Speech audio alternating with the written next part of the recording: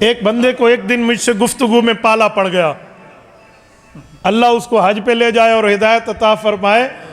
مجھے بات میں کہتے مولانا اس آیت کا مطلب ترجمہ دیکھ لیں. میں نے کہا ایک منٹ، ترجمہ کس نے لکھا ہے؟ جی مولوی صاحب نے.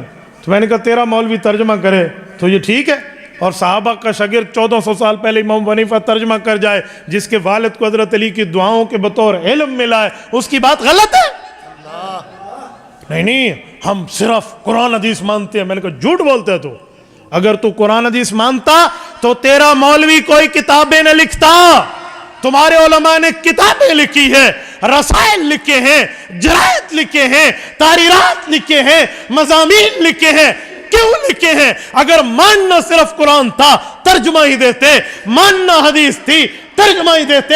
تیرا مولوی کتاب لکھ کے، رسالہ لکھ کے، جریدہ لکھ کے، مضمون لکھ کے سمجھائے، وہ جائز. صحابہ کا شاگرد ابو حنیفہ لکھ کے بتائے، کیوں نہ جائز؟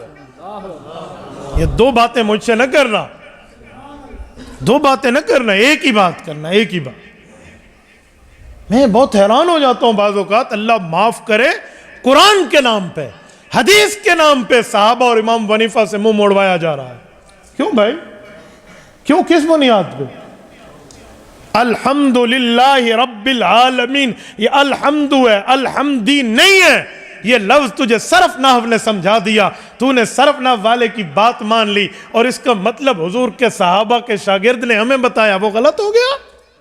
تبارك الذي نزل الفرقان على عبده ليكون للعالمين نذيرا.